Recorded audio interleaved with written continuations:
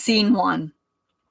Imagine a 69-year-old woman with bipolar disorder and 2 dogs whose only earthly possession and roots to this earth and home is a 22-foot Ford Transit Beyond van. Scene 2.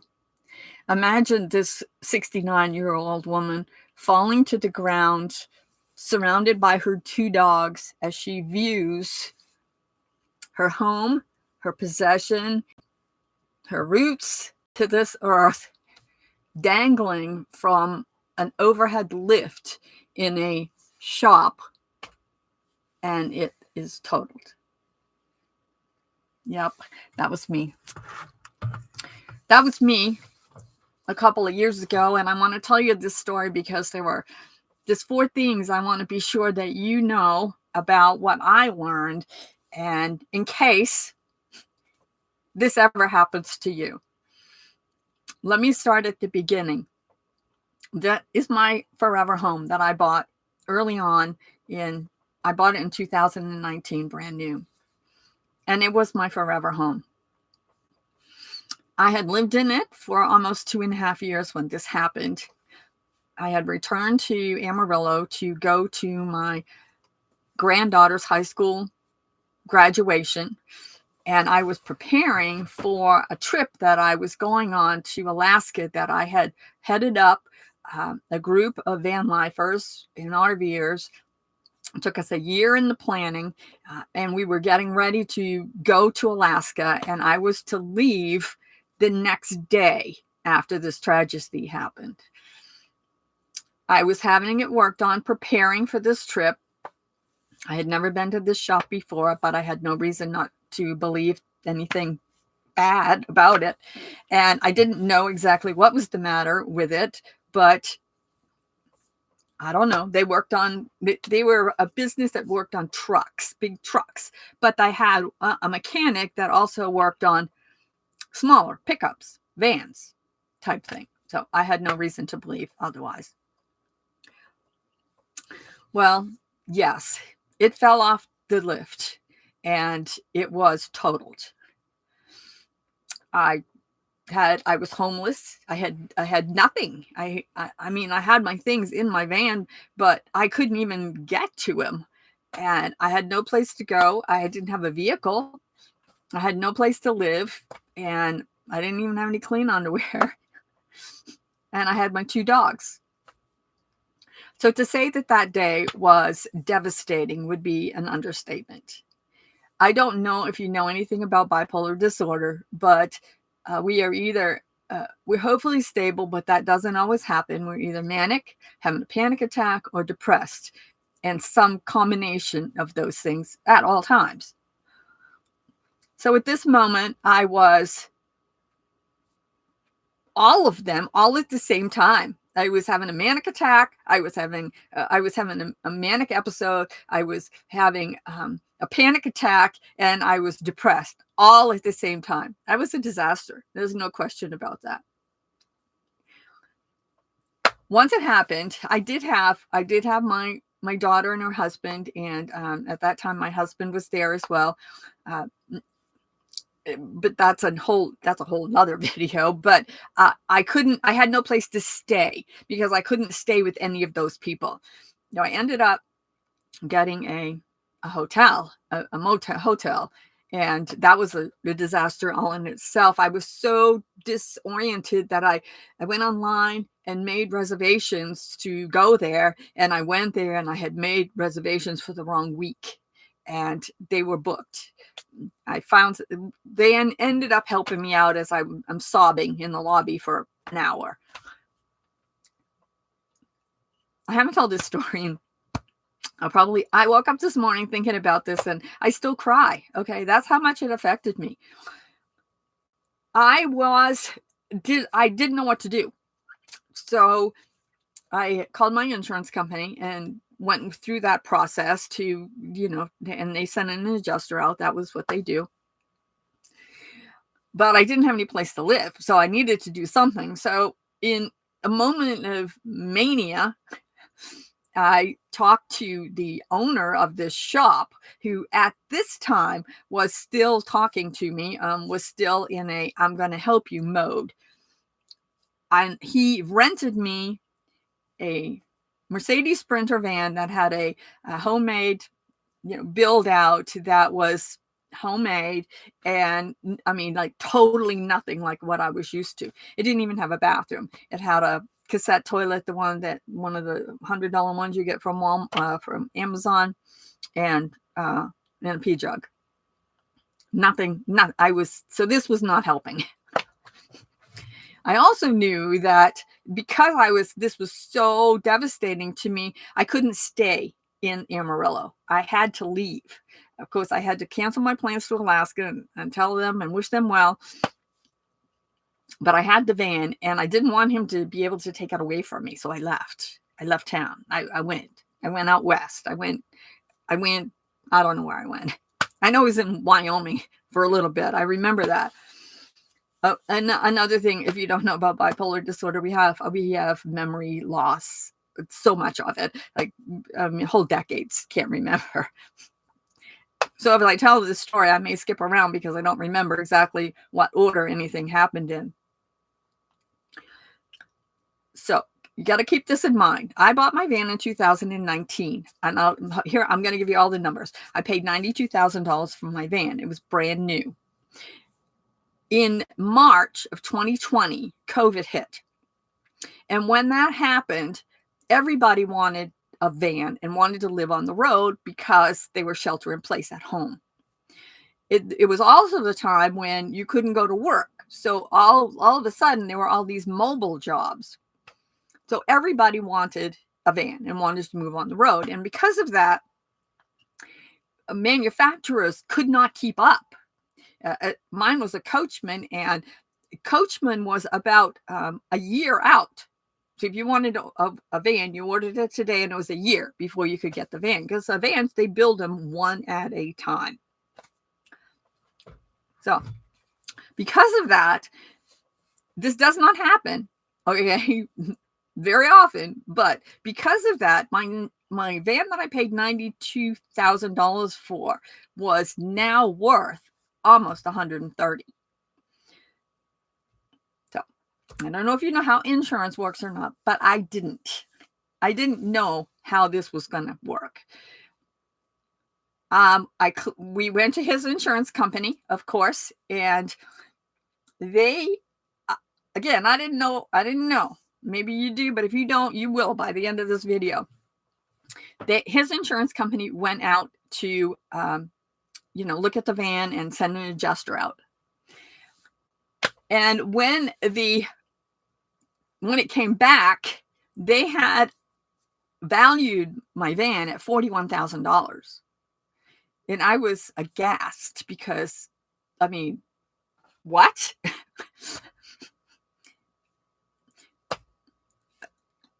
Yeah, I'm speechless. So I insisted again that they send somebody else out. All this time, because time is passing here. My insurance company was like, just do the claim to us, and we will go after them. Well, okay, so that's fine, but now this is how the insurance company thing works. I had replacement cost on my van. Yay me. However, if you don't know this, you need to know this because this applies to houses too. I had replacement cost. However, it was only good for how much I had coverage for.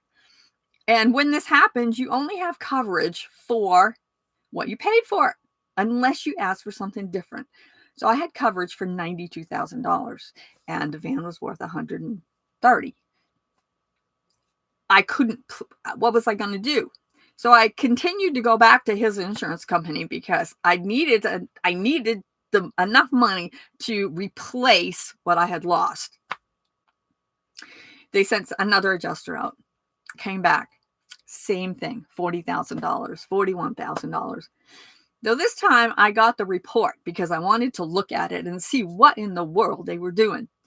So I got the report, and as I'm reading the report, I see what they did. They would only value my van as a Ford Transit passenger van. They gave it no value for the inside at all. So that was all they were going to do. Well, I wasn't done being manic. I made them send a third one out. It was futile, I know, because it came back the same thing. During this time, I'm trying to figure out what I'm going to do because I don't have a lot of money. I only have what I'm going to be able to get out of my insurance company to work with. And I had a small loan, so I was going to have to finagle all of that. And I didn't know what I try to teach other people now, that I needed to buy something that was my lifestyle. All I knew was that was my forever home, and I wanted to replace my forever home because I wanted it again. Not knowing, of course, that just can't happen. Everybody kept telling me to hire an attorney to get this done, because by this time, the shop owner, nobody would talk to me. His insurance company wouldn't talk to me. He wouldn't talk to me. No one would talk to me. So the only people that would talk to me were my insurance company. So hire an attorney. Well, okay. So I started calling. So I don't have any money. So I go to contingency attorneys, and the only way a contingency attorney would take the case is if somebody was hurt. Well, no one was hurt, not physically anyway. And I didn't have the kind of money that I would have to pay to some other kind of an attorney to take my case, and it would be cost prohibitive, because what kind of attorney wants to take on a giant insurance company? It was Argo Insurance, and who would want to take on a giant insurance company? So I couldn't hire. So people said, hire an attorney. I couldn't get any help. I even tried to complain to the insurance commissioner about this insurance company, but that wasn't even a thing. So I tried everything that I could, but I was left with $92,000. There was no getting around it. I found one van that it was in California, and it was if you look at the outside, as this is the one I have now, if you look at the outside, you'll see that they looked exactly the same, or unless you get up close, there are a few differences. And the owner had just bought something else, and he wanted $97,000, I think it was. And I told him all I had was $92,000. And so we kind of went back and forth, and he had bought something, so he was like, okay. So then I remember I still had that little loan. So I had to get another little loan. It was like $20,000 in order to go ahead and buy this one. Well, what I didn't know, and now you will know too, and at least this happened to me, so it may not happen to you, but it happened to me. If you buy a van from a private owner, you can't get a financing on it. I called every bank, credit unions, everybody I could think of. No one would give me a loan from a direct owner. That would only work if I bought it from a dealership. So he went to the dealer that he bought his other unit from, and they took it on consignment.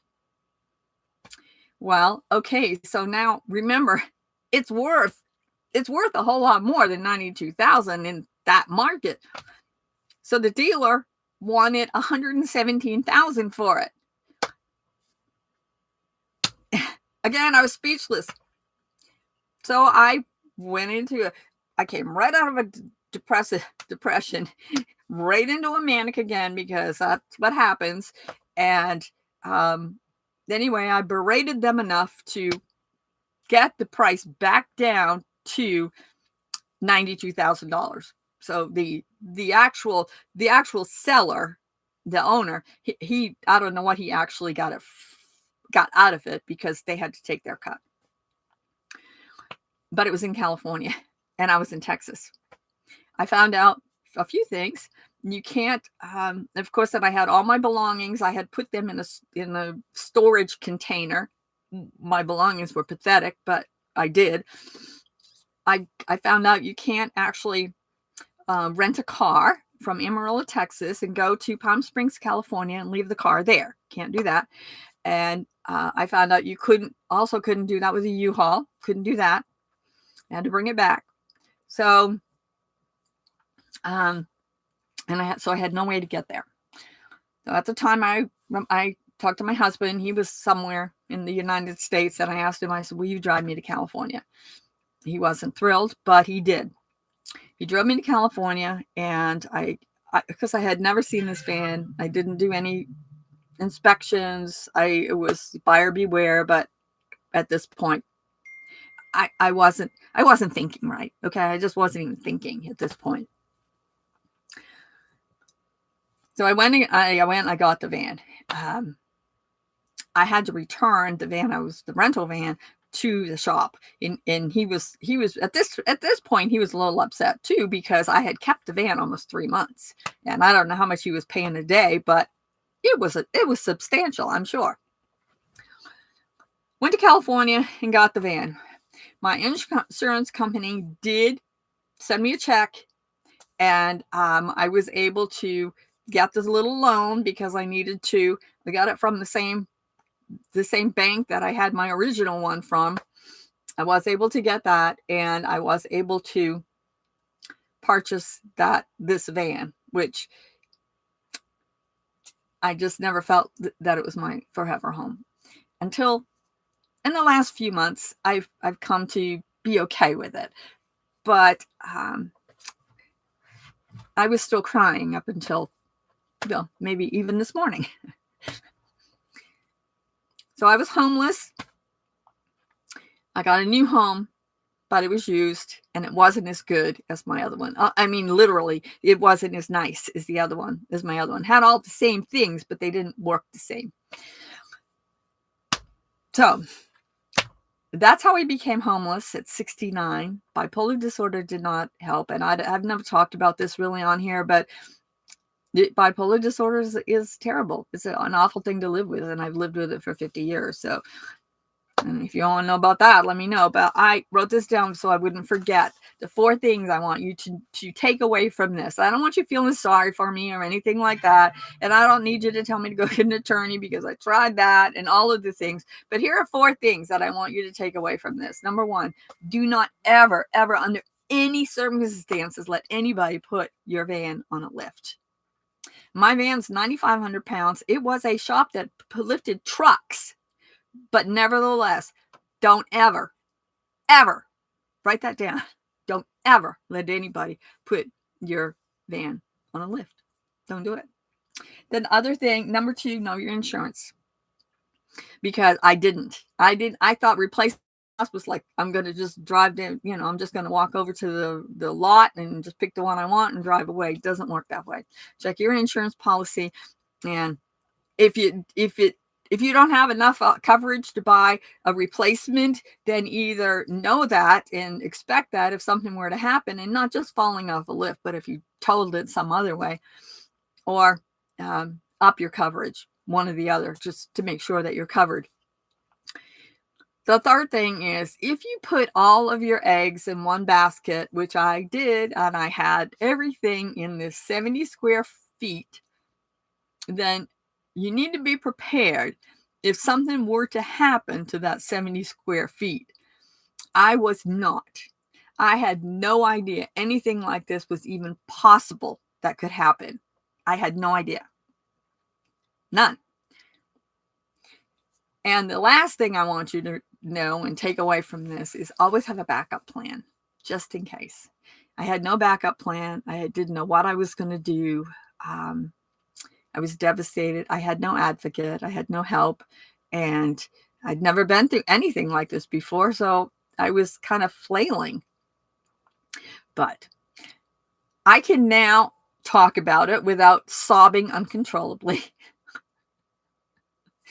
And I do have this van, which is almost like my other one, which I wish somebody had said to me, is this really what you want? Can't you think about your lifestyle? And that's why I try to teach this to you, is that always pick out a van based on your lifestyle, not on how it looks, which I didn't do. Anyway, that's how I was 69 and homeless for about 3 months. I was homeless, and I hope nobody ever has to go through that like I did. But I did live through it. It was a tragedy for me, and somebody else might have said, "Yeah, no big deal. I'll figure something out." Well, for me, it was a tragedy. It was an emotional tragedy, and it was also, a physical tragedy as well. So there were just a whole lot of tragedy about it for me. But that's my story of how I was 69, homeless, and somehow I lived through it. I went a little over my 10 to 15 minutes today. Sorry, but that's just, it was a longer story. So I hope you take something away from this, and leave me in the comments what you would have done, how you would have reacted, and tell me whether or not you have the right insurance. Anyway, thank you so much, and I will see you again, I guess, tomorrow.